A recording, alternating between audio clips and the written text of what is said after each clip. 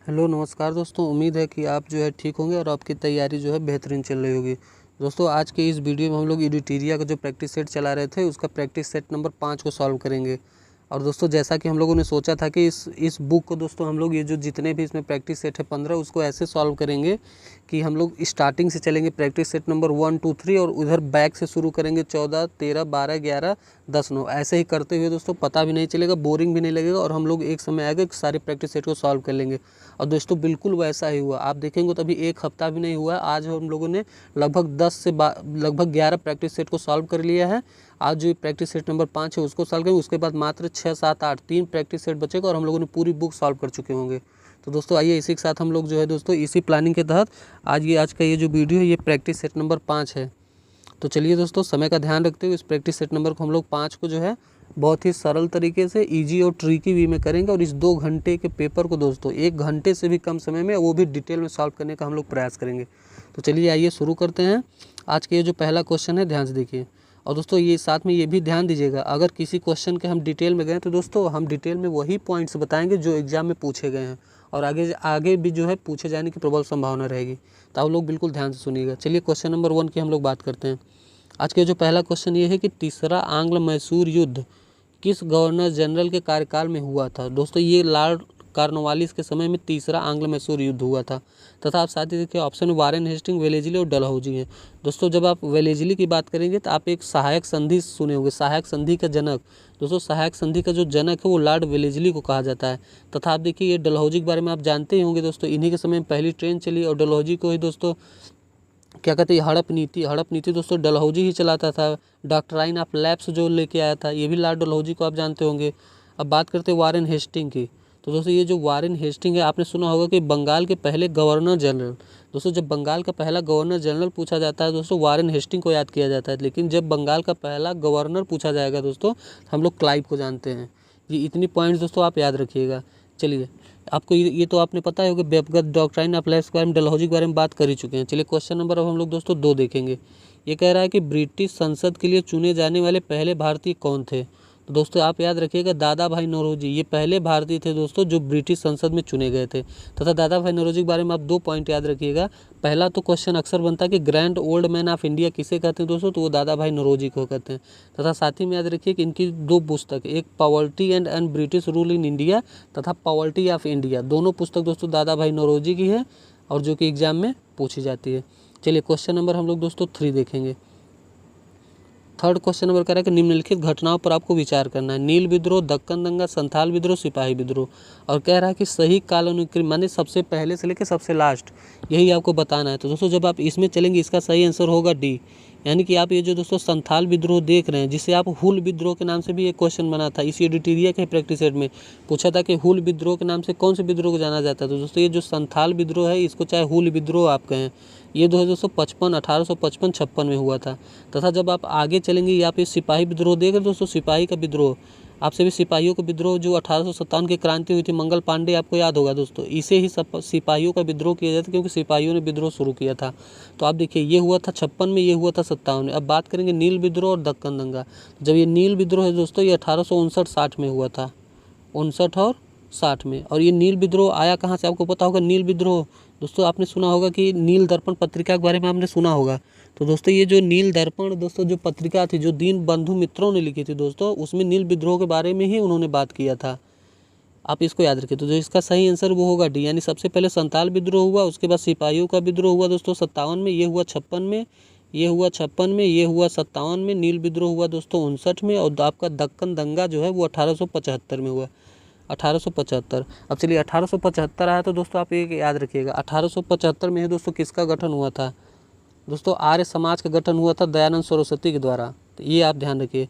चलिए साथ ही अगर इसमें बात करें दोस्तों आपने मंगल पांडे जो पूछा जाता है कि कौन सी छावनी, तो दोस्तों मंगल पांडे बैरकपुर की छावनी से लड़े थे। चलिए क्वेश्चन नंबर अब हम लोग दोस्तों 4 देखेंगे।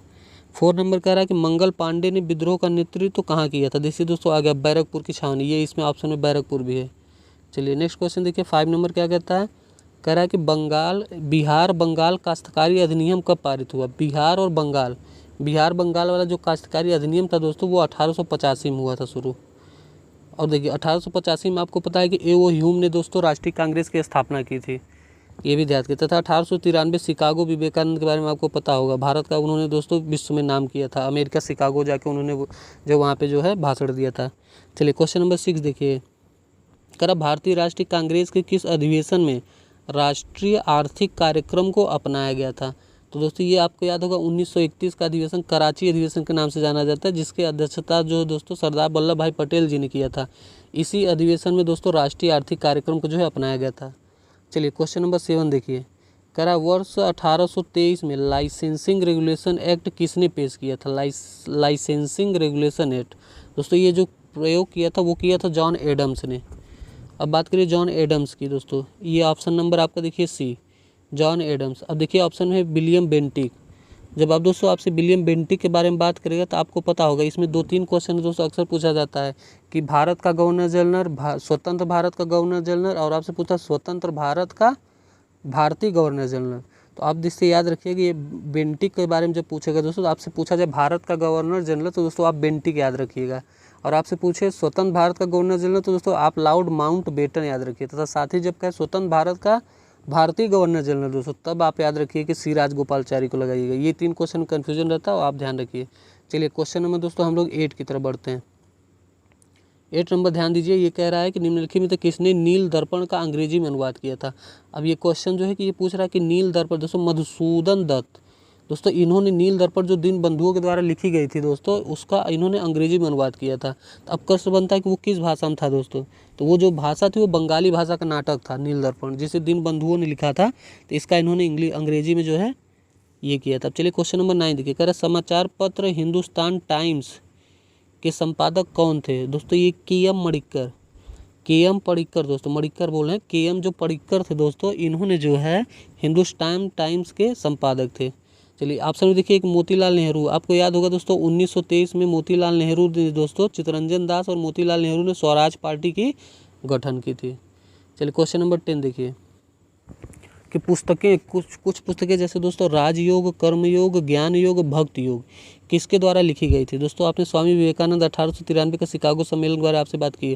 ये सभी पुस्तकें दोस्तों स्वामी विवेकानंद जी ने लिखी थी। अब देखिए स्वामी दयानंद सरस्वती, मैंने आपसे कहा था ना आर्य समाज की स्थापना किसने की थी? दोस्तों दयानंद सरस्वती ने की थी। तथा इनकी एक प्रमुख प्रसिद्ध पत्रिका है दोस्तों, जिसे सत्यार्थ प्रकाश कहते हैं। सत्यार्थ प्रकाश दोस्तों ये इन्हीं की पत्रिका दयानंद सरस्वती की ही है। चलिए क्वेश्चन नंबर हम लोग 11 देखेंगे। करा किसके नेतृत्व में ठगी प्रथा का दमन हुआ? दोस्तों ध्यान दीजिए, आपसे कहे ठगी प्रथा का दमन, शिशु हत्या का दमन तथा सती प्रथा का दहन, दोस्तों ये सभी काम जो है दोस्तों ये लॉर्ड विलियम बेंटिक के समय हुआ था 1828 से 35 के बीच में, जो भारत के गवर्नर जनरल थे। लेकिन देखिए किसी भी ऑप्शन में लॉर्ड विलियम बेंटिक नहीं है। तो याद रखिए जो कर्नल इस्लीमैन है, कर्नल इस्लीमैन दोस्तों, ये उस समय जो है कर्नल इस्लीमैन दोस्तों इसके अधीक्षक थे। ये हेनरी स्लीमैन के नाम से इनको जाना जाता है। ये उस समय अधीक्षक थे, इसलिए इसका सही आंसर जो है कर्नल स्लीमैन है। बाकी आप याद रखिए, आप ठगी प्रथा, सती प्रथा, शिशु हत्या सबका दमन दोस्तों ये जो है इन्होंने किया था, लॉर्ड विलियम बेंटिक ने। अब विलियम बेंटिक के बारे में आपसे बात किए ही हैं कि ये कौन है, ये भारत के प्रथम गवर्नर जनरल थे विलियम बेंटिक। चलिए क्वेश्चन नंबर 12 देखिए, कह रहा है 12 नंबर कह रहा है दोस्तों कि भारत में स्थानीय स्वशासन का जनक किसे माना जाता है? दोस्तों जब भी आपसे स्थानीय स्वशासन के जनक की बात करिए, आप रिपन को याद रखिए, रिपन। अब रिपन के बारे में 1-2 काम है दोस्तों जो हमेशा पूछा जाता है। रिपन का ये है कि 10 की आधार पर जनगणना आप कह लीजिए या नियमित जनगणना, वो दोस्तों रिपन के समय हुआ था 1881 में। अब प्रश्न बनता है ये 10 के आधार पर तो जनगणना शुरू कब हुई थी दोस्तों? तो ये मेयो के समय में 1872 में शुरू हुई थी। बेंटिक के बारे में हम लोग बात कर ही चुके हैं। चलिए क्वेश्चन नंबर 13 देखते हैं। 13 नंबर है कि निम्नलिखित में से किसने 1904 के भारतीय विश्वविद्यालय अधिनियम को प्रतिगामी उपाय बताया था? दोस्तों ये जो गोपाल कृष्ण गोखले हैं दोस्तों, कहाँ गए? ऑप्शन नंबर देखिए आपका ए, गोपाल कृष्ण गोखले। इन्होंने दोस्तों भारतीय विश्वविद्यालय अधिनियम को प्रतिगामी उपाय बताया था। साथ ही याद रखिए गोपाल कृष्ण गोखले दोस्तों गांधी और जिन्ना दोनों के गुरु थे। दोनों ही क्वेश्चन पूछा गया कि महात्मा गांधी के गुरु और मोहम्मद जिन्ना के गुरु कौन थे दोस्तों? ये गोपाल कृष्ण गोखले ही थे। अब ऑप्शन में देखिए राजा राम मोहन राय, इनके बारे में आपसे बात कर ही चुके हैं 1828 में दोस्तों। ब्रह्म समाज की स्थापना और वेदांत समाज की स्थापना दोनों इन्होंने की। तथा C.R. दास, चित्तरंजन दास, सिफा चित्तरंजन दास के बारे में बात किया आपने। चित्तरंजन दास, मोतीलाल नेहरू 1923 में दोस्तों स्वराज पार्टी का गठन। चलिए नेक्स्ट क्वेश्चन 14 कह रहा है कि कांग्रेस सोशलिस्ट पार्टी 1934 के गठन के दौरान भारत का वायसराय कौन था? जैसे ये 1934 के समय, आपको पता है 1931 में गांधी इरविन समझौता हुआ था, यानी इरविन उस समय का था यानी 31 तक तो आप इसमें कोई डाउट नहीं होगा कि इरविन था, लेकिन आप ध्यान रखिए जब 31 से 36 उसी 31 के बीच में ही दोस्तों इरविन को हटा के लॉर्ड विलिंगटन को दोस्तों भारत का वायसराय बनाया गया था। तो इसका आंसर आप इरविन पे मत जाइएगा, लॉर्ड विलिंगटन।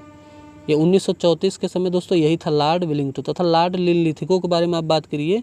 ये जो लिनलिथिगो था दोस्तों जब चला था भारत छोड़ो आंदोलन यानी 1942 में, उस समय दोस्तों लॉर्ड लिनलिथिगो जो है वायसराय था।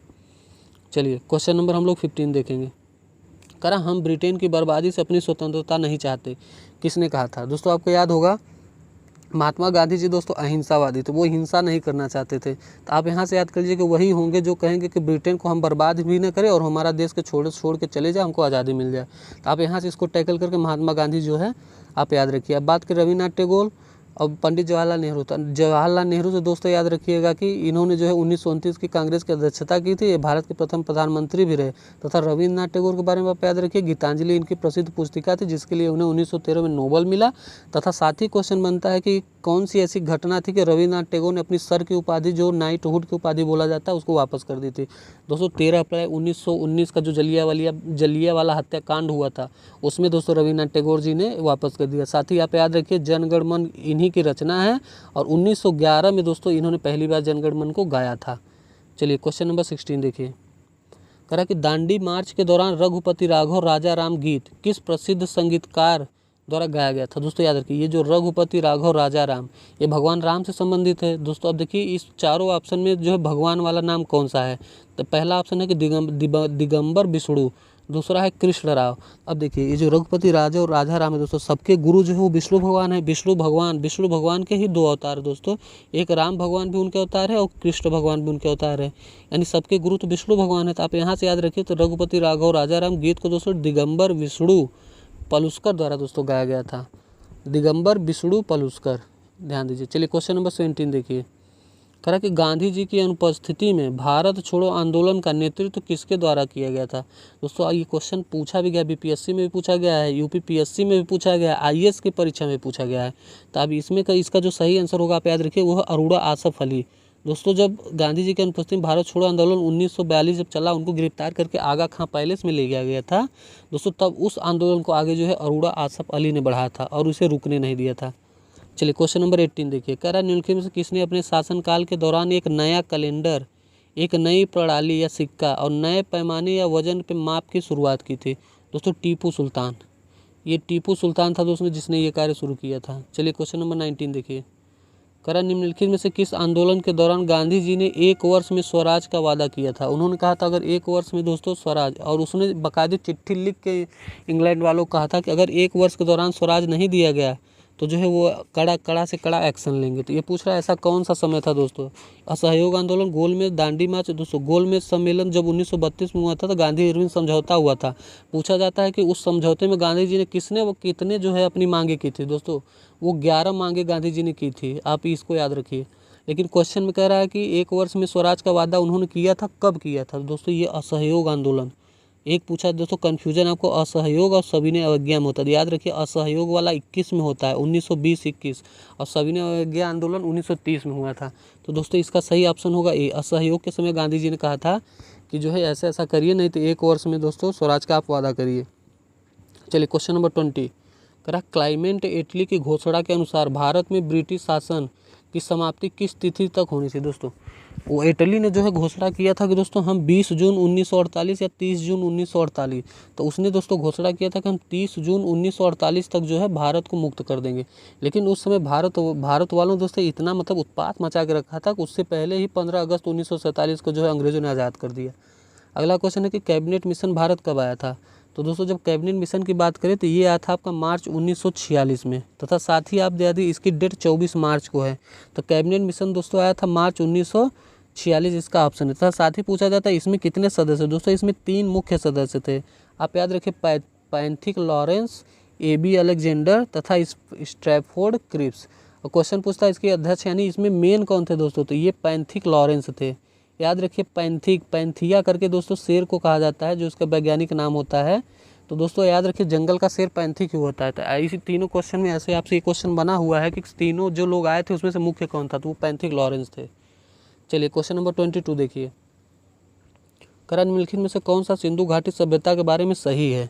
इसमें आपसे सही कथन पूछ रहा है। कह रहा है उन पर व्यापारियों के एक वर्ग का शासन था, नगर निगम लोगों की नागरिक सुविधा देखभाल करता था, वे बोस्ट्रोफेडोनिक शैली की स्क्रिप्ट का उपयोग कर रहे थे। या ये दोस्तों सभी इनमें से सही है। चलिए 23 देखिए, कह रहा रामायण महाभारत और मनुस्मृति। रामायण महाभारत मनु, एक सेकंड दोस्तों अभी इसको खोल रहे हैं, ये आपका प्रैक्टिस सेट नंबर 5 है। चलिए अगला क्वेश्चन जो देखिए, ये जो क्वेश्चन कह रहा है दोस्तों कि रामायण महाभारत और मनुस्मृति, ध्यान दीजिएगा 23 नंबर था।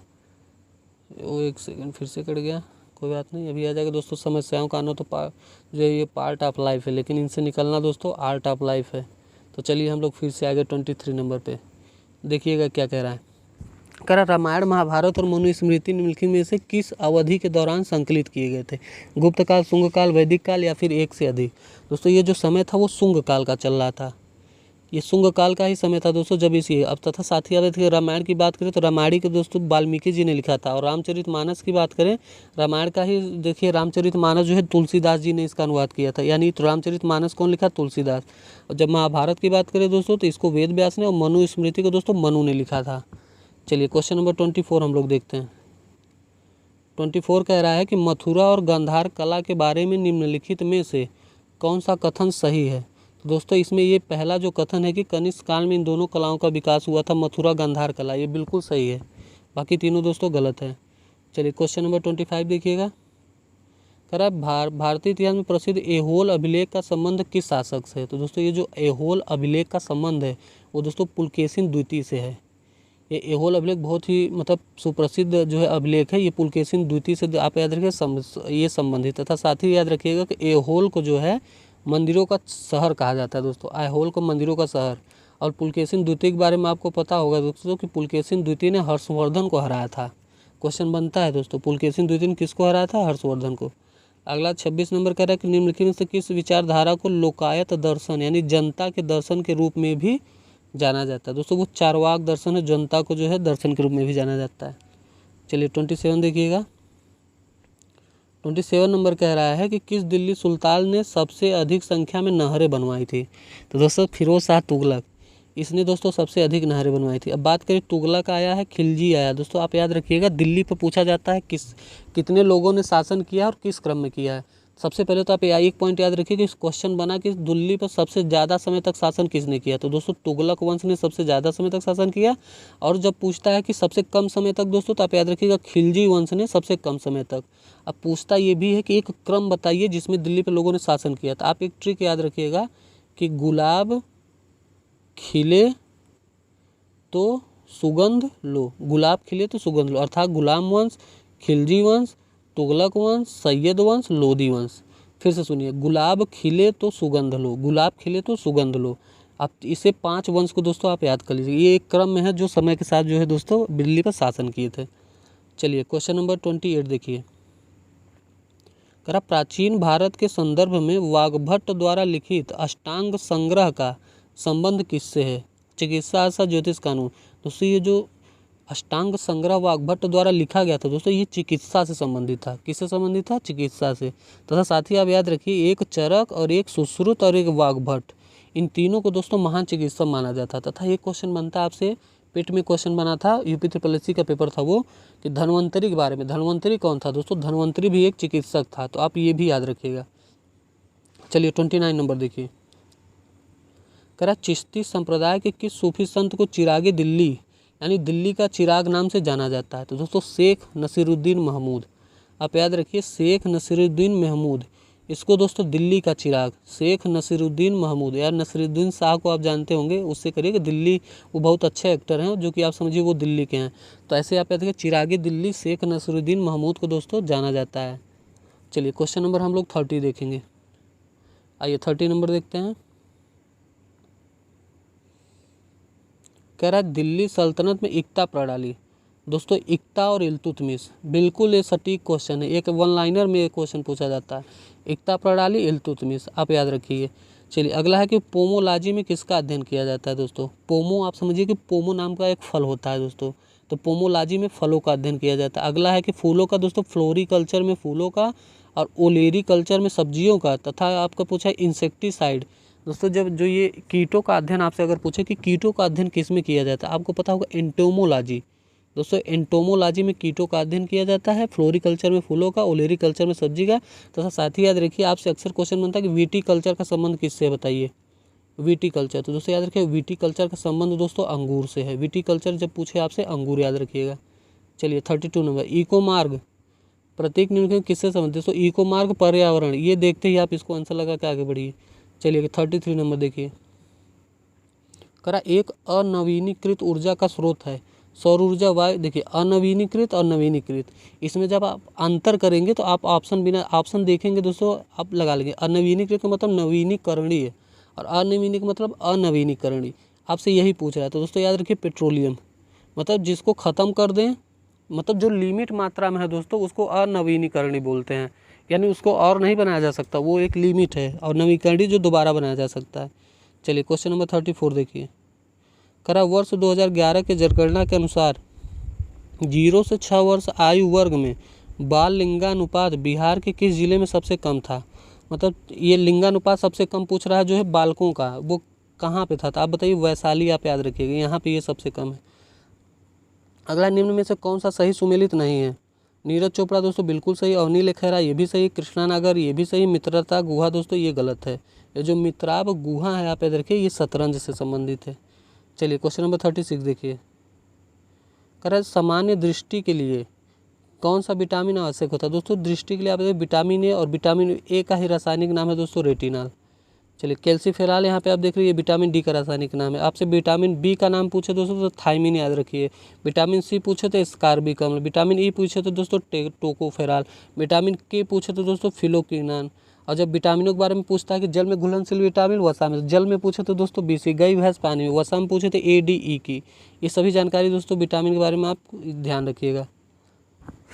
अब चलिए क्वेश्चन नंबर 37 देखिए, कह रहा सुगम्य भारत अभियान किससे संबंधित है। दोस्तों ये जो सुगम्य भारत अभियान संबंधित है दोस्तों ये दिव्यांग व्यक्तियों से संबंधित था। ध्यान दीजिएगा दिव्यांग व्यक्तियों के लिए दोस्तों ये जो सुगम्य भारत अभियान ये सामाजिक न्याय और अधिकारिता मंत्रालय द्वारा शुरू किया गया था, दिव्यांग व्यक्ति। चलिए क्वेश्चन नंबर देखिए 38, कह रहा यूनेस्को की स्थापना कब की गई थी। दोस्तों ये जो यूनेस्को की जो स्थापना है वो नवंबर 1945 में की गई थी। ध्यान दीजिएगा नवंबर 1945 यूनेस्को की स्थापना की गई थी तथा इसका मुख्यालय पूछता है तो आपको पता होगा यूनेस्को का जो मुख्यालय है दोस्तों वो पेरिस फ्रांस में है। यूनेस्को का मुख्यालय पेरिस फ्रांस। अगला देखिए कह रहा है विष्णु पद मंदिर बिहार के किस जिले में स्थित है। देखिए विष्णु का पद, विष्णु का दोस्तों पद, और पद से लोग आने जाने का काम करते हैं, यानी अगर विष्णु जी चले गए तो हम कहेंगे विष्णु जी गए। तो आप याद रखिए विष्णु जी अपने पद से जो है चले गए। तो ऐसे आप जब इसको बनाएंगे तो आपको गया इसका सही अंतर याद रहेगा। चलिए क्वेश्चन नंबर 40 देखिए, करा प्राथमिक स्तर पर एक शिक्षक निम्न में से किसे सबसे महत्वपूर्ण विशेषता मानना चाहिए। अगर वो प्राथमिक स्तर है दोस्तों तो उसको बहुत ही धैर्य और दृढ़ता रखनी पड़ेगी, क्योंकि जो छोटे बच्चे होते हैं दोस्तों उनमें कोई भी जो है परिपक्वता नहीं होती, वो अजीब से अजीब हरकत करते हैं। अगर थोड़ा एगोसेंट्रिक इंसान रहे तो दोस्तों वो पगला जाएगा। तो इसीलिए दोस्तों ये धैर्य और दृढ़ता उसमें बहुत होनी चाहिए, उसको बच्चों को बच्चों जैसा ही समझना चाहिए। और दोस्तों एक जो बच्चे होते हैं वो कोरा कागज़ होते हैं, तो उन्हीं के द्वारा उनको वैसे ही उनको हैंडल करना चाहिए। चलिए क्वेश्चन नंबर 41 देखिए, कह रहा किस केंद्रीय मंत्रालय द्वारा स्वर्ण धरोहर उत्सव का आयोजन किया गया था। दोस्तों ये संस्कृति मंत्रालय था। साथ ही याद रखिए आपसे पूछे स्वर्ण धरोहर, बढ़े चलो अभियान या फिर पढ़े भारत, ये दोस्तों ये तीनों संस्कृति मंत्रालय द्वारा ही शुरू किया। अगला है कि सुपर कंप्यूटर परम शक्ति को कहाँ स्थापित किया गया। दोस्तों परम शक्ति की जब बात करें तो IIT खड़गपुर, खड़क सिंह के खड़कने से खड़कती हैं खिड़कियाँ, आखिर उसमें अंदर शक्ति है तभी तो ऐसा होता है। तो आप खड़गपुर याद रखिए। अब बात करिए IIT गुवाहाटी रुड़की गांधीनगर। दोस्तों जब आपसे IIT दोस्तों यहाँ गुवाहाटी पूछे आप याद रखिए कि जो गुवाहाटी है दोस्तों ये असम में पड़ता है, यानी ये परम कामरूप नाम से दोस्तों ये गुवाहाटी में दोस्तों परम कामरूप है जो IIT गुवाहाटी में। तथा रुड़की में देखिए जब आपसे बात करें कि परम गंगा, गंगा जी कहाँ उत्तराखंड रुड़की में, आप याद रखिए वहाँ से निकलते तो IIT होगा। जब बात करें आपसे IIT गांधीनगर की दोस्तों तो आप परम अनंत याद रखिएगा। अनंत यानी गांधी जी, गांधी जी में दोस्तों अनंत जो है क्वालिटियाँ थी, ऐसे याद रखिए। चलिए 43 देखिए, कह रहा भारतीय सेना ने किस देश के साथ संयुक्त प्रशिक्षण अभ्यास साइक्लोन फर्स्ट, दोस्तों मिस्र के साथ। चलिए नेक्स्ट बढ़ते हैं हम लोग 44, कह रहा पर्यटन को प्रोत्साहन देने के लिए अंतर्राष्ट्रीय पर्यटन प्रदर्शनी यानी फितूर किस देश में आयोजित किया था। दोस्तों ये जो फितूर पूछ रहा है ये स्पेन में आयोजित किया गया था। चलिए क्वेश्चन नंबर हम लोग 45 देखते हैं कि इंडिया जस्टिस रिपोर्ट 2022 के संदर्भ में कौन सा कथन आपसे कह रहा है कि गलत है। तो दोस्तों इसमें कह रहा है कि बड़े राज्यों में प्रथम स्थान कर्नाटक का, ये सही है। इसमें बिहार का स्थान अंतिम है। इंडिया जस्ट, नो दोस्तों ये बिल्कुल गलत है। सबसे अंतिम दोस्तों ये उत्तर प्रदेश जो राज्य है बाबाजी वाला, ये दोस्तों रिपोर्ट यानी कि ये जस्टिस करने में सबसे पीछे है। बाकी ये दोनों ऑप्शन सही है। चलिए क्वेश्चन नंबर 46 देखिए। कर फोर्ब्स 2022 द्वारा जारी विश्व की 100 सर्वाधिक शक्तिशाली महिलाओं में भारत के वित्त मंत्री निर्मला सीतारमण को कौन सा स्थान दोस्तों प्राप्त हुआ था?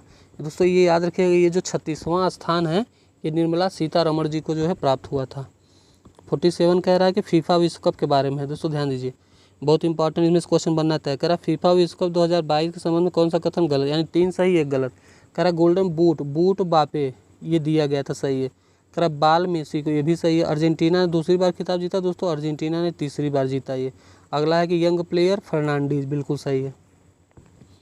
चलिए 48 नंबर हम लोग देखते हैं। कह रहा निम्न में से कौन सा राज्य स्वयं का जलवायु परिवर्तन मिशन शुरू करने वाला देश का पहला राज्य है? दोस्तों तमिलनाडु है, जिसने दोस्तों खुद का जलवायु परिवर्तन मिशन शुरू किया। अगला है किस विभाग के पौधों को पादप वर्ग का उभयचर कहा जाता है? उभयचर पता है, जिसके अंदर 2 क्वालिटी हो दोस्तों, तो आप ऐसे याद रखिएगा, उभयचर उसी को कहा जाएगा। तो दोस्तों ये जो ब्रायोफाइटा है ये पादप वर्ग का दोस्तों उभयचर है। चलिए क्वेश्चन नंबर 50 देखिएगा। कर सभी जीवों की रचनात्मक क्रियात्मक इकाई दोस्तों क्या होती है? दोस्तों कोशिका। ये जो कोशिका होती है दोस्तों सभी होता तथा साथ ही आपसे क्वेश्चन में था कोशिका खोज। जब दोस्तों कोशिका की दोस्त जब मृत कोशिका थी दोस्तों, उसको रॉबर्ट हुक ने खोजा था। लेकिन क्वेश्चन में था जीवित खोज की कोशिका खोज किसने की? दोस्तों वो लीवेनहॉक। अब लीवेनहॉक में देखिएगा LIVE आता है। तो दोस्तों ये लीव माने जीना होता है, यानी जीवित कोशिका लीवेनहॉक, और मृत कोशिका खोज बात करें रॉबर्ट हुक। चलिए 51 कह रहा अस्थि क्या होती है? दोस्तों अस्थियाँ दोस्तों संयोजी ऊतक होती हैं, यानी ऑप्शन नंबर 20 का सही है। चलिए क्वेश्चन नंबर 52 देखिए। करा पित्त का निर्माण, देखिए ये जो पित्त का निर्माण होता है दोस्तों ये होता है आपका यकृत में। अब बताया कि पित्ताशय में क्या होता है? दोस्तों निर्माण इसका इसमें होता है, लेकिन जो निर्माण होता है जब इसको इकट्ठा करने का काम दोस्तों पित्ताशय में होता है। तो आप इसको ऐसे याद रखिए, निर्माण यकृत में, तथा यकृत के बारे में याद रखिए दोस्तों ये पुनर्जीवित अंग है। इसको बार बार दोस्तों इसका निर्माण होता रहता है। तथा साथ ही याद रखिए जब भी किसी को जहर दे के मारा जाता है तो उसकी पहचान यकृत से ही होती है, यानी लीवर से ही दोस्तों पहचान। साथ ही लीवर के बारे में क्वेश्चन याद रखिएगा, सबसे बड़ा दोस्तों क्या है, एक आंतरिक अंग है कह सकते हैं। ये जो है शरीर का सबसे बड़ा आंतरिक अंग है, लेकिन जब बाहरी पूछे तो आप त्वचा याद रखिएगा। चलिए अगला है कि मनुष्य का हृदय किस झिल्ली द्वारा घिरी रहती है? दोस्तों मनुष्य का जो हृदय होता है वो पेरिकार्डियम झिल्ली होती है, इसके द्वारा दोस्तों घिरी होती है। चलिए 54 देखिए। कह रहा रेजिन किस पौधों का उत्सर्जी जो है पदार्थ है? दोस्तों ये चीड़ एक पेड़ होता है जिसे पाइन बोलते हैं, इसी का दोस्तों ये उत्सर्जी पदार्थ है। अगला है कि मास्टर ग्रंथि, मास्टर यानी ग्रंथि दोस्तों किसे कहा जाता है? तो जो मास्टर ग्रंथि है दोस्तों वो पिट्यूटरी ग्रंथि को कहा जाता है। पिट्यूटरी यानी पीयूष ग्रंथि, ये दोस्तों पीयूष ग्रंथि है जिसे मास्टर ग्रंथि कहा जाता है। इसे मैंने ऐसे याद किया दोस्तों, एक मेरा मित्र है जो मास्टर बनने की तैयारी कर रहा है, उसका नाम पीयूष है, तो मैंने उसे मास्टर ग्रंथि कहकर दोस्तों पिट्यूटरी ग्रंथि कह करके हम लोग उसको बुलाते थे। यानी आप याद रखिएगा मास्टर ग्रंथि पीयूष यानी पिट्यूटरी ग्रंथि। चलिए क्वेश्चन नंबर 56 देखिए। करा पक्षी तथा चमगादड़ के पंख किस अंग के उदाहरण है? अब देखिए इसमें समजात और असमजात। जब आप समजात और असमजात की दोस्तों बात करेंगे तो इसमें थोड़ा सा आपको ये समझना होगा कि दोस्तों जब समजात अंग जो होते हैं वो होते क्या हैं। तो आपको याद रखिएगा ये जो इसमें क्वेश्चन है कि पक्षी और चमगादड़ के पंख किस अंग के उदाहरण होते हैं, दोस्तों वो तो आते हैं असमजात। मतलब जब दोस्तों किसी अंग, सम माने होता है समान, मतलब किसी अंग को हम एक के बजाय दोस्तों दूसरे काम में भी अगर ले ले तो वो समजात होता है। और असमजात वो होता है जिसको दोस्तों जिस काम के लिए बना है उसी काम के लिए, जैसे पक्षियों का दोस्तों जो पंख होता है उड़ने के अलावा और वो उससे कोई काम नहीं कर सकते हैं। ऐसे आप याद रखिएगा। चलिए अगला है कि इनमें से किस भौतिक राशि की इकाई में समय का 2 बार प्रयोग होता है? दोस्तों आप देखिए इसमें त्वरण है। त्वरण के बारे में आप जानते होंगे क्या? समय के साथ वेग में परिवर्तन की दर को त्वरण कहते हैं। त्वरण का मात्रा मीटर प्रति सेकेंड स्क्वायर, यानी सेकेंड स्क्वायर है, यानी समय उसमें 2 बार आया होगा तभी तो वो सेकेंड इंटू सेकेंड हो गया, सेकेंड स्क्वायर हुआ है। ये इजी क्वेश्चन ऐसे याद रखिए। चलिए 58 नंबर देखिएगा। करा बस के अचानक रुकने से बस में बैठे यात्रियों का शरीर के आगे की ओर झुक जाता है, कारण क्या है? दोस्तों ये कारण है न्यूटन का पहला नियम, जिसे जड़त्व का नियम बोलते हैं। चलिए अगला है कि प्रत्यावर्ती धारा को दिष्ट धारा में परिवर्तित करने के युक्त को क्या कहते हैं? दोस्तों आपने सुना होगा एक कि रेक्टिफायर। रेक्टिफायर दोस्तों क्या होता है ना, वो AC को DC में करता है दोस्तों। AC यानी प्रत्यावर्ती धारा को चेंज DC में करता है, यानी रेक्टिफायर इसका सही आंसर है। चलिए क्वेश्चन नंबर 60 देखिएगा। करा किसी गतिमान वस्तु का वेग को दुगना कर दिया जाए तो गतिज ऊर्जा पर दोस्तों क्या प्रभाव पड़ेगा। देखिए गतिज ऊर्जा पर आपसे प्रभाव पूछ रहा है। काइनेटिक एनर्जी को दोस्तों क्या बोलते हैं, आपका गतिक ऊर्जा। तो आप एक फॉर्मूला याद रखे होंगे, काइनेटिक एनर्जी बराबर होता है दोस्तों हाफ mv²। देखिए ये क्वेश्चन दोस्तों KVS में भी आया था और कई शिफ्ट में पूछा गया था, वो भी एक जो है टीचर का ही एग्जाम था। तो इसमें जैसे आप ऐसे जाएंगे कि दुगुना था, 4 गुना था, होगा नहीं होगा दोस्तों, आपका क्वेश्चन गलत हो जाएगा। आप गतिज ऊर्जा बराबर हाफ mv² आपको याद है, बिल्कुल याद होगा। तो कह रहा है कि वेग को दुगुना यानी जो v है उसको दोगुना कर दिया जाए। चलिए v को दुगुना कर देते हैं, तो क्या ये 2v का स्क्वायर नहीं हो जाएगा। जब इसको दोस्तों दुगुना करेंगे तो ये 2 दूनी 4 हो जाएगा, होगा बिल्कुल होगा, और साथ में v² हो जाएगा। साथ ही आप याद रखिए 1/2 भी लगा तो 2 से 2 कटेगा, बिल्कुल कटेगा। तो यहाँ पे क्या आ जाएगा दोस्तों 2 हो जाएगा, होगा कि नहीं होगा। तो याद रखिए जब इस टाइप से जब इसको आप सॉल्व करेंगे आपको इसका सही आंसर मिलेगा। यानी 4 में जब 1/2 करके आप करेंगे यानी 4 करेंगे तो यानी वो आपका 4 काइनेटिक एनर्जी आएगा। क्योंकि ये इसलिए आएगा क्योंकि जब आप याद रखिए लास्ट में आपका क्या, ये लास्ट में आपका 1/2 4 क्या कहते हैं v² आएगा, 4v² m आएगा आपका। तो जब आप यहाँ से 2 से 2 काटेंगे या फिर ना भी काटिए तो आप अगर 1/2 mv² एक साथ रखिए तथा साथ ही 4 इसको यहाँ रखिए। तो आप बताइए जो फार्मूला हम लोगों ने स्टार्टिंग में लिखा था कि काइनेटिक एनर्जी बराबर हाफ mv², उसकी जगह दोस्तों हम लोग काइनेटिक एनर्जी लिख सकते हैं कि नहीं लिख सकते, क्योंकि इसके बराबर ये फार्मूला ही होता है, साथ में 4 तो रहेगा ही मल्टीप्लाई में। तो देखिए ये कितना गुना हो गया, पहले 1 गुना था अब 4 गुना हो गया कि नहीं हो गया। तो इसका सही आंसर यही होगा कि वेग को जब आप दुगुना करेंगे तो वो दोस्तों क्या हो जाएगा, गतिज ऊर्जा क्या हो जाएगी दोस्तों, बताइए गतिज ऊर्जा क्या हो जाएगी, चौगुनी हो जाएगी, 4 गुना हो भी गई। चलिए क्वेश्चन नंबर 61 देखिए। कर वे वस्तुएं जो प्रकाश उत्सर्जित करती हैं क्या कहलाती हैं। जो खुद का प्रकाश करेंगे दोस्तों प्रदीप्त वस्तुएं कहलाएंगे। अगला है कि उत्तल लेंस की क्षमता क्या होती है, धनात्मक या ऋणात्मक। दोस्तों उत्तल लेंस की जो क्षमता होती है वो हमेशा क्या होती है, आप याद रखिएगा धनात्मक। तथा साथ ही याद रखिएगा अपसारी और अभिसारी। जो अपसारी होता है दोस्तों अवतल लेंस होता है, जो अभिसारी होता है वो उत्तल लेंस होता है। तथा साथ ही एक क्वेश्चन हमेशा पूछा जाता है कि दूर दृष्टि दोष और निकट दृष्टि दोष। दूर दृष्टि दोष में किसका यूज करते हैं, निकट दृष्टि दोष में किसका यूज करते हैं। आप अभी याद रखिए ये दूर में देखिए बड़ा ऊ का मात्रा है यानी ऊ से होता है दोस्तों उत्तल लेंस। अब आप इसको ऐसे करेक्ट करिएगा कि उत्तल लेंस दूर दृष्टि दोष में और निकट दृष्टि दोष में अवतल लेंस।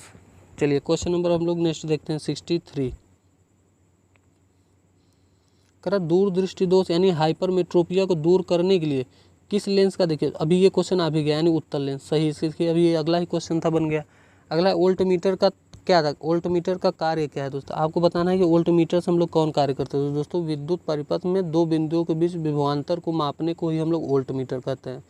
यानी कि विद्युत परिपथ यानी बिजली में दोस्तों 2 बिंदुओं के बीच विभवांतर को नापना वोल्टमीटर कहलाता है। चलिए 65 नंबर देखिए। करा विद्युत जनित्र का सिद्धांत आधारित है, तो वो कैसे, विद्युत चुम्बकीय प्रेरण पर आधारित। विद्युत चुम्बकीय बिल दोस्तों प्रेरण पर आधारित है विद्युत चुम्बकीय सिद्धांत। चलिए गैस का द्रव में परिवर्तन क्या कहलाता है। दोस्तों कोई गैस है जो द्रव में बदल जा रहा है, तो दोस्तों गैस का जो द्रव में परिवर्तन है दोस्तों उसे संघनन कहते हैं। क्या कहते हैं, संघनन। साथ ही देखिए ये ऊर्ध्वपातन क्या होता है दोस्तों, जब ठोस को आप डायरेक्ट गैस में बदल देंगे तो उसको ऊर्ध्वपातन कहते हैं। 67 नंबर देखिए कह रहा है पदार्थ के कणों को एक साथ बांध कर रखने वाला जो बल होता है उसे क्या कहते हैं। दोस्तों पदार्थ के कणों को एक साथ जो बांध कर रखता है, बंधन आपकी बल, अंतराण्विक स्थान, अंतराण्विक बल। तो दोस्तों वो अंतराण्विक बल होता है जो पदार्थ के कणों को एक साथ बांध के रखता है। चलिए क्वेश्चन नंबर 68 देखिए। ये कह रहा है कि दो असमान घनत्व वाले अमिश्रणीय द्रव पदार्थ को किस विधि द्वारा अलग किया जाता है। तो दोस्तों पृथक्करण कीप विधि बोलते हैं, इसके द्वारा इन दोस्तों इसे अलग किया जाता है। अगला है भौतिक परिवर्तन का उदाहरण है। दोस्तों आपसे मैंने बताया था ना भौतिक परिवर्तन और रासायनिक परिवर्तन। रासायनिक परिवर्तन दोस्तों वो होता है कि जो कि अगर इसमें से हम इसमें चेंज कर दिए तो ये वापस इसमें ना आ पाए, लेकिन भौतिक परिवर्तन इधर से इधर हो जाए और इधर से इधर, यानी ये जो दोस्तों दोनों तरफ हो वो भौतिक परिवर्तन है। तो कह रहा लोहे पर जब जंग लगेगा लोहा खराब होगा तो क्या लोहा सही होगा, नहीं होगा, ये रासायनिक परिवर्तन है, यानी ये क्या है दोस्तों, इसका आंसर नहीं है। अगला मोमबत्ती को जब आप जला देंगे तो क्या मोमबत्ती दोबारा बना देंगे, बिल्कुल नहीं, तो ये भी रासायनिक परिवर्तन है। अगला है जल का जमना कोयले का जलना। कोयला जल के दोस्तों क्या होता है, एकदम राख हो जाता है, तो ये भी नहीं होगा। लेकिन जब जल को आप बर्फ में जमाएंगे तो क्या जब वो पिघल के दोबारा जल बनेगा कि नहीं बनेगा, बिल्कुल बनेगा। तो दोस्तों यही इसका क्या है, एक भौतिक परिवर्तन है। चलिए 70 नंबर देखिएगा। करा अमोनिया में नाइट्रोजन की संयोजकता। दोस्तों संयोजकता ये होती है, आप संयोजकता को आप लेन देन से याद रखिए। देखिए ये है हाइड्रोजन, ये है हाइड्रोजन और ये है हाइड्रोजन। अब नाइट्रोजन के बारे में बात करेंगे दोस्तों, हाइड्रोजन का एक होता है एक, इसको एक एक चाहिए होता है, और नाइट्रोजन को दोस्तों 3 चाहिए, यानी एक इससे साझेदारी करता है, एक इससे और एक इससे। और ये सब दोस्तों जब ये साझेदारी करते हैं यानी लेन देन करते हैं, उसी को संयोजकता कहते हैं। अर्थात नाइट्रोजन की संयोजकता कितनी हो जाएगी, 3 होगी, क्योंकि एक एक करके वो तीनों हाइड्रोजन से लेता है। चलिए क्वेश्चन नंबर 71 देखिए, कह रहे परमाणु के नाभिक में नज़दीक कौन सी कक्षा होती है। दोस्तों जब जो ये कक्षाएं बनती हैं, आप KLMN PQR के बारे में जानते हैं, KLMN, तो दोस्तों ये याद रखिए कि ये अंदर से शुरू होता है, KLMNOPQ। तो याद रखिए जो सबसे नज़दीक होगी वो कौन सी होगी, आपकी K होगी। क्वेश्चन नंबर 72 देखिए, करा निम्नलिखित में से किस विधि द्वारा लोहे की कढ़ाई को जंग लगने से, दोस्तों जस्ता, आपको पता है जस्ता की परत चढ़ाया जाता है। अगला कौन सा हाइड्रोकार्बन जो है वो कमरे के ताप पर ठोस होता है। तो दोस्तों जो कमरे के ताप पे ठोस होता है वो आपका C20H42 जो है वो कमरे के ताप पर ठोस होता है। चलिए क्वेश्चन नंबर 74 हम लोग देखेंगे। ये जो 74 नंबर का क्वेश्चन है वो ये कह रहा है कि संविधान सभा के मूल अधिकारों और अल्पसंख्यकों एवं जनजातियों तथा बहिष्कृत क्षेत्रों के लिए परामर्शदाता समिति के अध्यक्ष कौन थे। दोस्तों ये बात कर रहा है अल्पसंख्यक, जनजाति, बहिष्कृत क्षेत्रों के लिए परामर्शदाता की। दोस्तों ये जो सरदार वल्लभ भाई पटेल, आप याद करिए कराची अधिवेशन, दोस्तों ये थे इसके जो है अध्यक्ष थे। अब इसमें देखिए JB कृपलानी, राजेंद्र प्रसाद, जवाहरलाल नेहरू। दोस्तों राजेंद्र प्रसाद के बारे में बात करें, इंडिया डिवाइडेड इनकी प्रसिद्ध पुस्तक है तथा ये भारत के प्रथम राष्ट्रपति रहे। जवाहरलाल नेहरू भारत के प्रथम प्रधानमंत्री, डिस्कवरी ऑफ इंडिया इनकी प्रमुख पुस्तक। अब बात करें JB कृपलानी की, तो एक क्वेश्चन बनता है स्वतंत्रता के समय जो है अध्यक्षता कौन कर रहे थे। तो दोस्तों ये JB कृपलानी है जो स्वतंत्रता के समय जो है अध्यक्षता कर रहे थे। चलिए क्वेश्चन नंबर 75 देखते हैं। ये कह रहा है कि उच्चतम न्यायालय के सेवानिवृत्ति न्यायाधीशों के लिए कहाँ पर वकालत करने की जो है वो मनाही है। दोस्तों उच्चतम न्यायालय यानी सुप्रीम कोर्ट के जो जज बन गया वो दोस्तों किसी भी और भी कहीं किसी भी न्यायालय में काम नहीं करेगा। चलिए क्वेश्चन नंबर 76 देखिए, कह रहा राज्य की वास्तविक कार्यपालिका शक्तियों का प्रयोग किसके द्वारा किया जाता है। दोस्तों राज्य की जब कार्यपालिका शक्ति का प्रयोग करेगा तो दोस्तों वो मुख्यमंत्री होता है, तथा केंद्र की जब कार्यपालिका शक्ति होगा तो प्रधानमंत्री होता है। चलिए क्वेश्चन नंबर 77 देखिए, करा निम्न में से कौन सा विषय राज्य सूची के अंतर्गत आता है। दोस्तों जब आप सूचियों की बात करेंगे तो आपको पता होगा होता क्या है, संघ सूची, राज्य सूची, समवर्ती सूची, अवशिष्ट सूची। ये सूचियाँ दोस्तों अनुसूची 7 में है, आप याद रखिएगा। शक्तियों का बंटवारा के नाम से हम जानते हैं, जिसको हम याद करेंगे 7 में शक्ति, 7 में शक्ति, यानी अनुसूची 7 में शक्तियों को बंटवारा है। लेकिन क्वेश्चन कह रहा है कि कौन सा विषय राज्य सूची के अंतर्गत आता है। तो दोस्तों ये जो कृषि है ये राज्य सूची के अंतर्गत आता है, ध्यान दीजिएगा। और शिक्षा दोस्तों समवर्ती सूची का एक विषय है। चलिए अगला देखते हैं। 78 कह रहा है अल्पसंख्यकों के लिए किस वर्ष राष्ट्रीय आयोग जो है वो बनाया गया था। अल्पसंख्यकों के लिए राष्ट्रीय आयोग कब बनाया गया था। ये दोस्तों 1992 का समय है जब अल्पसंख्यकों के लिए राष्ट्रीय आयोग बनाया गया था। तथा आप याद करिए प्रोजेक्ट हाथी, दोस्तों प्रोजेक्ट हाथी जो है वो 1992 में है, तथा 1992 में ही रियो पर +20 का सम्मेलन हुआ था। चलिए क्वेश्चन नंबर 79 देखिए। 79 कह रहा है कि संयुक्त राष्ट्र सुरक्षा परिषद के अस्थायी सदस्यों का कार्यकाल कितने वर्ष होता है। दोस्तों इनका जो कार्यकाल होता है वो 2 वर्ष के लिए दोस्तों होता है। 80 नंबर के राज्य के अधीन क्या होता है, केवल बाह्य, केवल आंतरिक बाह्य दोनों। दोस्तों आंतरिक और बाह्य दोनों संप्रभुताएं जो होती है वो राज्य के अधीन होती है। चलिए क्वेश्चन नंबर हम लोग 81 देखेंगे। ये कह रहा है कि भारतीय संविधान में मताधिकार से क्या अभिप्राय है, यानी मताधिकार का मतलब होता क्या दोस्तों, वोट देने का अधिकार। इसी कौन से इसमें कंप्यूटर साइंस है, वोट देने का अधिकार को ही तो मताधिकार का अधिकार हम लोग बोलेंगे। अगला कि नगर पालिका में महिलाओं के लिए कितनी सीटें जो दोस्तों आरक्षित हैं, 1/3 सीटें ये महिलाओं के लिए नगर पालिका में आरक्षित है। ये आप क्वेश्चन याद रखिएगा। चलिए 83 देखिए, कह रहा है जो व्यक्ति किसी स्टेट में नहीं रहता वो या तो संत होता है या फिर पशु। ये बात कही किसने थी दोस्तों, ये बात जो कहने वाले व्यक्ति थे वो थे अरस्तु जी। अरस्तु आपको याद होगा, उदाहरण विधि के जनक अरस्तु। इन्होंने कहा था दोस्तों कि जो व्यक्ति किसी स्टेट में नहीं रहता या तो संत है जो कि हमेशा घूमता रहता है, या फिर वो पशु है, क्योंकि पशु का भी हमेशा घूमते रहता है, कोई कंट्रोल नहीं। तो अरस्तु को आप याद रखिएगा। चलिए क्वेश्चन नंबर हम लोग 84 बढ़ते हैं। 84 कह रहा है कि किसी व्यक्ति के, ध्यान से देखिएगा थोड़ा डल हो गया, कह रहा है किसी व्यक्ति के वास्तविक जीवन स्तर का आकलन किया जा सकता है। कैसे हम किसी जो है व्यक्ति के वास्तविक जीवन स्तर का जो है दोस्तों आकलन कर सकते हैं, तो ध्यान दीजिए। यह सकल राष्ट्रीय निवल प्रति व्यक्ति या प्रायोज्य निजी आय द्वारा।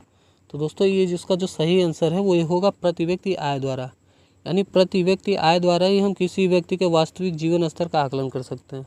अगला है कि प्रथम पंचवर्षीय योजना किस मॉडल पर आधारित है। दोस्तों जब प्रथम पूछे तो याद रखिएगा हेरोडोमल मॉडल, द्वितीय ये दूसरा पूछे तो महालनोबिस मॉडल। चलिए क्वेश्चन नंबर अब हम लोग देखते हैं दोस्तों 86। यह है कि भारतीय अर्थव्यवस्था के स्वरूप के बारे में निम्नलिखित में से कौन सा एक विकल्प सही है। हमारी जो अर्थव्यवस्था दोस्तों वो मिश्रित अर्थव्यवस्था है। अर्थव्यवस्था भारत की अर्थव्यवस्था मिश्रित है। अगला, बिहार में धान के फसल उत्पादन में सबसे अग्रणी जिला कौन सा है। मतलब उत्पादन जो धान जो है सबसे ज़्यादा वो जो है कौन से ज़िले में होता है। तो आप रोहतास का नाम याद रखिएगा, रोहतास में सबसे ज़्यादा धान होता है। अगला है कि महाविस्फोट सिद्धांत किससे संबंधित। दोस्तों ये जो महाविस्फोट सिद्धांत, इसे ही बिग बैंग थ्योरी के नाम से जाना जाता है। ये ब्रह्मांड के उत्पत्ति से संबंधित है।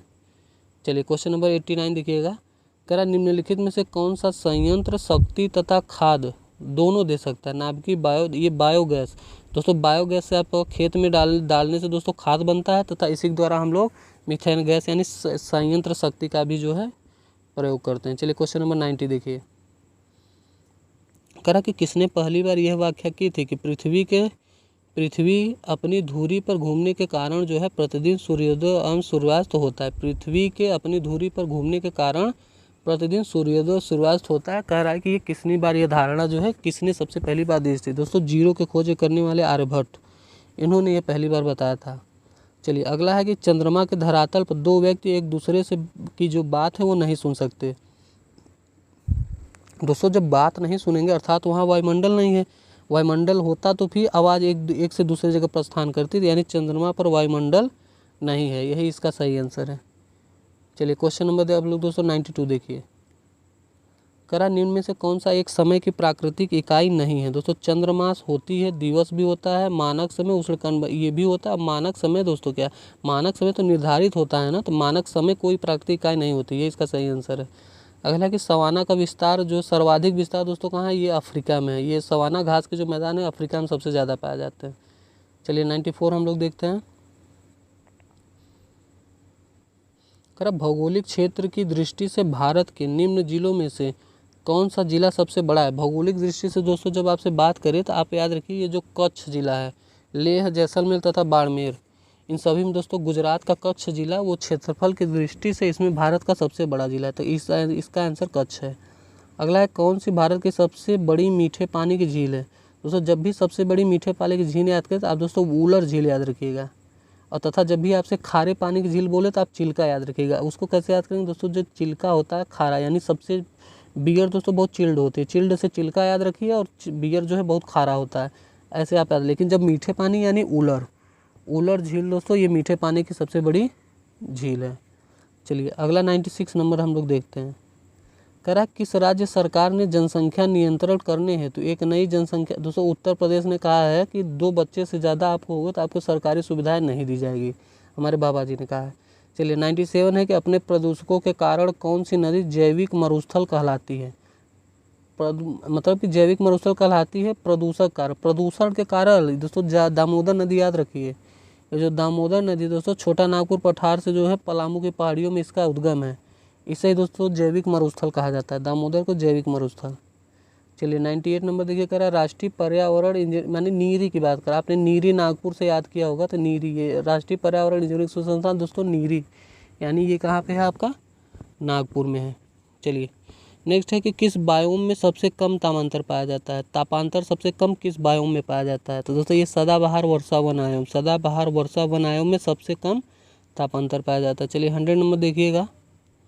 ये कह रहा है निम्नलिखित में से कौन सा विश्व का सबसे बड़ा ग्लोबल कार्बन उत्सर्जक है। दोस्तों चीन, ये विश्व का सबसे बड़ा ग्लोबल कार्बन उत्सर्जक। तथा साथ ही याद रखिए आजकल जनसंख्या में चल रहा है कंपटीशन भारत और चीन का। इस समय भारत पहले नंबर 1 पे है जनसंख्या के मामले में और चीन दूसरे पे हो गया था। चलिए दोस्तों अब आइए हम लोग मैथ और रीजनिंग के क्वेश्चन के जो भी थोड़े से अटपटे क्वेश्चन होंगे उसका मैं आपको हिंट दे दूंगा कैसे सॉल्व करना है। बाकी इजी क्वेश्चंस के आपको आंसर बता देंगे और आप जो है ताकि अच्छे से सॉल्व कर लीजिएगा। चलिए क्वेश्चन नंबर 101 देखिए, ये लाभ हानि का छूट का क्वेश्चन है, बहुत ही इजी होता है ऐसे क्वेश्चन। इसका जो सही आंसर वो 16 से 1/3%, यानी इसका आंसर सी होगा। चलिए 102 नंबर देखिए, चक्रवृद्धि ब्याज का फॉर्मूला बेस्ड क्वेश्चन है, इसका जो सही आंसर वो 625 है, आप लोग ज़रूर सॉल्व कर लीजिएगा 625। चलिए क्वेश्चन नंबर नेक्स्ट देखते हैं। कह रहा है कि औसत का ये 10 लड़कों का औसत है इतना, 7 का इतना है, कक्षा में औसत है। टोटल करके जब आप इसको दोस्तों निकालेंगे, एक का 10 लड़कों का औसत आयु 12 का रहा है, तो इसमें टोटल निकालेंगे तो वो 120 वर्ष हो जाएगा। अब 7 वर्षीय 5 लड़कों की दोस्तों जब कुल आयु निकालेंगे तो वो 35 वर्ष होगी कि नहीं होगी। जब 120 में आप 35 जोड़ेंगे तो यानी 155 टोटल आ गया। अब आप 10 में 7 जोड़ेंगे तो दोस्तों 10 का 120 था, 7 का 35 यानी 17 टोटल हो गया। तो जब आप 155 में 17 से भाग देंगे तो इसका सही आंसर 9.11 आएगा, यानी ये बी। चलिए क्वेश्चन नंबर 104 देखिए। ये M1 D1 T1 वाले से आराम से ये क्वेश्चन लग जाएगा। 104 का जो सही आंसर होगा वो होगा आपका बी। या तो आप इसको निकालिए, जब भी दोस्तों दो लोगों को एक साथ काम करने के लिए बोले ना, जैसे कि मान लीजिए A B एक साथ काम करता है, तो लो आप बना दीजिए B, फिर B और C करता है, फिर C और A करता है, यानी सब लगभग 2-2 बार एक दूसरे काम कर रहे हैं ना। तो जब आप 2 में मल्टीप्लाई करके A plus B plus C कर लीजिएगा, ऐसे 2 को फिर दोस्तों जितना भी इसका LCM आता है उसमें मल्टीप्लाई करके काम से डिवाइड कर देंगे तो इसका आंसर आ जाएगा। यानी इसका जो 104 नंबर का सही आंसर होगा वो आपका आएगा 240/37। बाकी आप सॉल्व करिए। अगला है शंकु, फार्मूला बेस्ड क्वेश्चन है, इसका 240 पाई आंसर है। 106 नंबर देखिए। 5% दर से साधारण ब्याज का ये भी क्वेश्चन है, थोड़ा सा ये अच्छा क्वेश्चन है, इसका 1000 आंसर आएगा। बाकी आप लोग सॉल्व करिएगा। बस आप करिएगा क्या, साधारण ब्याज वाला फार्मूला लगा के मूलधन दर गुणित समय बटा 100 कर लीजिएगा, और साधारण ब्याज की जगह आप जो है x-250 रखिएगा। x-250 क्यों रखेंगे आप बताइए। इसलिए कह रहा है कि उधार दी गई राशि से 250 कम है, ब्याज 250 कम है, तो आप ब्याज में से 250 कम घटा के और PRT/100 लगा दीजिए। चलिए 107 नंबर देखिए। करेक्ट, ये लाभ हानि का क्वेश्चन है। 107 का जो सही आंसर होगा आपका आएगा 5000। बाकी आप सॉल्व कीजिए। 80 छात्रों का सम, इतने क्रिकेट खेलते, इतने फुटबॉल, इतने, ये फुटबॉल वाला क्वेश्चन है 108 नंबर वाला। तो इसको जैसे आप कैसे सॉल्व करें, क्रिकेट खेलने वालों की संख्या निकाल लीजिए, फुटबॉल खेलने वालों की संख्या, दोनों को निकालने के बाद न क्रिकेट न फुटबॉल का संख्या निकाल लीजिए, वो 8 हो जाएगा। टोटल जोड़ के दोस्तों क्या करेंगे, घटाएंगे तो 24 इसका सही आंसर आएगा। चलिए क्वेश्चन नंबर 109 देखिए। 7 के पहले 7 गुणजों का औसत, यानी 7 14 7 14 7 21 7 28, ऐसे करके इनका जब औसत टोटल ऐड करके टोटल 7 से भाग देना पड़ेगा आपको 109 नंबर में। इसका सही आंसर आपका आएगा जो है वो आपका 28 गुण से 7/7 यानी 28 इसका सही आंसर है। चलिए कह रहा 6 क्रमिक सम संख्याओं का औसत 25 है, तो सबसे बड़ी सबसे छोटी। जब भी आप औसत संख्या मानिए तो दोस्तों अगर सम आपसे सम बात करें तो x का मैं x+2 मानिएगा, ठीक है, क्योंकि यही ये सम होगा। उसके बाद x+4, 2 का अंतर देते जाइएगा क्योंकि सम संख्याओं में 2 का अंतर होता है। ऐसे करके सॉल्व करेंगे तो आपका ये 10 इसका सही आंसर आ जाएगा। चलिए 111 नंबर देखिए। 4 स्थितियाँ दी हैं 3 के विपरीत। आप याद रखिए 3 वाला कॉमन डाइस कहाँ है दोस्तों, आप तीसरे को पहले पिलाइए। देखिए 3 के बाद 2 6 है, इधर 3 के बाद 6 है, अर्थात इसका डायरेक्ट आंसर 3 का, लेकिन इसमें 6 भी 2 कॉमन है, यानी इसका सही ये इसमें से इसका आंसर नहीं मिलेगा। लेकिन जब आप 3 5 1, अब देखिए ये भी 2 डाइस कॉमन है तो 6 का अपोजिट मिलेगा, लेकिन हमको पूछ रहा है 3 का अपोजिट, तो आप इसको भिड़ाइए दोस्तों इससे, क्योंकि ये दोनों में भी अलग अलग है। तो देखिए जब क्लॉक वाइज आपको चलना होता है तो जब आप 3 के बाद देखेंगे 2 आ रहा है, इधर 3 के बाद क्या आ रहा है 1 आ रहा है, और इधर देखिए 2 के बाद 6, इधर 1 के बाद 5, यानी बच क्या रहा है आपका, बच रहा है 4, यानी 3 का अपोजिट क्या हो जाएगा 4, यही इसका सही आंसर होगा। चलिए क्वेश्चन नंबर 112 देखिए। कह रहा 6 व्यक्ति केंद्र की ओर मुख करके, इसमें दोस्तों 6 व्यक्तियों में से एक व्यक्ति आप बन जाइए और उसके बाद जैसा कहता है वैसा करते जाइए ध्यान से, और आपका जो है आंसर आ जाएगा। इसके 112 नंबर का जो सही आंसर होगा, जो भी पूछा है उसमें उसका ये आंसर होगा, आप सॉल्व कर लीजिएगा, दाएं से तीसरा इसका आंसर आएगा। चलिए 20 मार्च 2024 को रविवार, तो 20 मार्च 2012 को कौन सा दिन था। अब देखिए इसको निकालने के लिए कैलेंडर आपको पढ़ना पड़ेगा, ये ऐसे क्वेश्चन नहीं होगा। बाकी आप याद रखिए ये जो है 12 साल का अंतर है। जब 12 साल का अंतर यानी इसमें दोस्तों 3 लीप वर्ष होते हैं। 3 लीप वर्ष अर्थात आपको याद होगा विषम दिन आपको ऐसे निकाल के होता है, लेकिन अगर आप डेट से निकाल लेंगे, वो जो date month year leap year century को डिवाइड बाई 7 होता है, तो उससे आसानी से हो जाएगा। इसका आंसर शनिवार आएगा। आप जो भी विधि जानते हैं उससे करिएगा। 114 नंबर देखिए। कह रहा दिए गए शब्द में कौन सा शब्द नहीं बना, ये शब्द दिया है, कह रहा इसमें से ऐसा कौन सा है जो इन शब्द के अक्षरों से जो है मिलके नहीं बनाया जा सकता। तो आप देखिए रिटायरिंग, ये नहीं बनाया जा सकता है क्योंकि इसमें देखिए 2 बार आर आ रहा है जबकि इसमें एक ही बार आर है। कह रहा हाइपेप्सीफोबिया ऊंचाई से संबंधित है, तो हाइलोफोबिया किससे संबंधित है। दोस्तों याद रखिए ये जंगलों से संबंधित है। हाइलोफोबिया जो है जंगलों से संबंधित है। यानी ये ऊंचाई का डर दोस्तों, जो हाइप्सीफोबिया है, ऊंचाई के डर को हाइप्सीफोबिया कहते हैं। और हाइलोफोबिया दोस्तों जंगल में जब आप डरेंगे, जैसे कि आप याद रखिए फोबिया माने डर होता है, एक्वाफोबिया, वाटर फोबिया, ये सब टाइप का फोबिया होता है ना, वैसे ही। चलिए नेक्स्ट क्वेश्चन का विषम ज्ञात कीजिए। मेजर, ब्रिगेडियर, कर्नल और एडमिरल। बहुत ही अच्छा क्वेश्चन दोस्तों। देखिए एडमिरल को अगर आप छोड़ देंगे तो कर्नल, मेजर, ब्रिगेडियर सभी दोस्तों थल सेना का पद है, लेकिन एडमिरल जो है वो नहीं है। चलिए क्वेश्चन नंबर 117 देखिए, बड़े ध्यान से देखेंगे तो इसका आंसर बहुत सरल होता है, आप बहुत आसानी से नंबर पा सकते हैं दोस्तों। इसको पढ़ना कह रहा है, अक्षरों का कौन सा समूह फुटबॉल खिलाड़ियों को दर्शाता है जो चालक नहीं है। देखिए ये सभी को जब आप अच्छे से इस क्वेश्चन को पढ़ेंगे तो ई और डी इसका सही आंसर आएगा। देखिए बी वाला, बाकी क्वेश्चन बहुत सरल है। अब देखिए वृत्त कह रहा है क्रिकेट ना, तो अब ये वृत्त में जितने हैं वो क्रिकेट वाले हो जाएंगे। अब जैसे कह रहा है कि त्रिभुज जो है चालकों, आप त्रिभुज में देखिए दोस्तों ये आपका चालक हो जाएंगे। अगला कह रहा है कि वर्ग जो है फुटबॉल, ये देखिए वर्ग तो ये है, ये दोस्तों फुटबॉल कर रहा है। अब कहाँ गया, बचा क्या दोस्तों, अब बचा है आपका आयत। तो आयत में फिल्म आलोचक, ये दोस्तों आयत में जो है वो फिल्म क्या है, आलोचक हैं। कह रहा है अक्षरों का कौन सा फुटबॉल खिलाड़ियों को दर्शाता है जो चालक नहीं है। अब देखिए चालक त्रिभुज होता है, अब फुटबॉल याद रखिए ये वर्ग होता है। एफ को तो निकाल दीजिए, बचा ई और डी। तो दोस्तों जो ई और डी है वही तो होंगे, तो इसका सही आंसर ई और डी हो जाएगा। चलिए 118 नंबर देखिए, ये भी कैलेंडर का क्वेश्चन है। आप कैलेंडर जैसे पढ़े होंगे उसी हिसाब से करिए, इसका मंगलवार सही आंसर है। अगला है कि श्रृंखला में 10 के बाद कौन सी संख्या आनी चाहिए। 1 2 3 के बाद डायरेक्ट 10 आ गया है। देखिए 1 का स्क्वायर करके आप क्या कीजिएगा, जब 1 का स्क्वायर करके आप उसमें 1 जोड़ेंगे तो आपका 2 आएगा। उसके बाद 2 का स्क्वायर करके 1 घटाएंगे तो 3 आएगा। उसके बाद 3 का स्क्वायर करके 1 जोड़े तो 10 आएगा। उसके बाद 10 का स्क्वायर करके जब आप 1 घटाएंगे तो क्या आएगा, 99 आएगा। चलिए लास्ट क्वेश्चन आज का देखिए, कह रहा है श्रृंखला इसमें 21वां पद कौन सा होगा, 3 9 15। यानी आप इसमें याद रखिएगा, ये जो 3 9 15 वाला है एक फार्मूला याद रखिएगा, a + n - 1 बराबर डी, tn बराबर आपका a + n - 1 डी। ये a बराबर पहला पद, डी दोस्तों सर्वांतर होता है, a पदों, n जो है वो पदों की संख्या होती है। यानी आप जब इसमें आप सेट करेंगे तो आपको इसका जो सही आंसर वो 123 आएगा। चलिए दोस्तों इसी के साथ दोस्तों ये जो प्रैक्टिस सेट है हम लोगों ने इसको समाप्त कर दिया। और अब आप ध्यान रखिएगा, खाली प्रैक्टिस सेट नंबर 6 7 8 बचा है। देखिए दोस्तों कितनी आसानी से हम लोग धीरे धीरे 1 हफ्ता का समय में ही एडुटीरिया का सारा प्रैक्टिस सेट समाप्त करने वाले हैं। साथ ही आपने देखा होगा कि आज सुबह से ही दोस्तों बिहार का जो प्लेटफॉर्म रुकमणी, बिहार का नंबर 1 उसको भी हम लोग सॉल्व कर रहे हैं। और देखिएगा आपको समय नहीं लगेगा, धीरे धीरे हम लोग उसको भी सॉल्व कर लेंगे। अभी दोस्तों अगर आप आज की डेट से देखेंगे तो अभी आपके पास 28 दिन का पूरा समय बचा है। तो दोस्तों सोचिए एडुटीरिया का पूरा प्रैक्टिस सेट हम लोगों ने सॉल्व कर लिया, रुकमणी का भी लगभग 10-15 दिन में दोस्तों हम लोग सॉल्व कर लेंगे। और आपसे यही कहेंगे, बिल्कुल हताश निराश न होइए, बहुत अच्छी तैयारी है आपकी। आप सोचिए आपकी तैयारी बहुत अच्छी है और आप अपने आप पे दोस्तों विश्वास करिए, ज़रूर सफलता मिलेगी। दोस्तों कभी आप ये ध्यान रखिएगा, सरस्वती जो है दोस्तों कभी धोखा नहीं देती, वो दोस्तों आपको उसका फ़ायदा होना ही होना। अगर आपने मेहनत किया तो सफलता अवश्य मिलेगी। चलिए दोस्तों इसी के साथ अपनी तैयारी बनाए रखिए और क्या कहते हैं, बिल्कुल पॉजिटिव रहिए, बिल्कुल समय का बिल्कुल सदुपयोग करिए, थोड़ा भी इधर उधर मत करिए दोस्तों। यही जो लास्ट समझिए कि 1 महीना आपके जीवन का लास्ट हो सकता है अगर आपने अच्छे से मेहनत करके नौकरी पा ली तो। चलिए इसी के साथ दोस्तों वीडियो को समाप्त करते हैं। बाकी आप लोग ध्यान दीजिएगा और साथ ही देखिए अगर इसमें कोई एरर होता है तो कमेंट बॉक्स चेक कर लीजिएगा, उसमें हम बता देंगे। मान लीजिए जल्दीबाजी में दोस्तों कोई ह्यूमन एरर हो गया हो तो आप एक बार कमेंट बॉक्स जरूर चेक कर लिया करिए, उसमें कोई भी एडिट होगा तो हम बता दिया करेंगे ताकि गलत आप ना पढ़ें।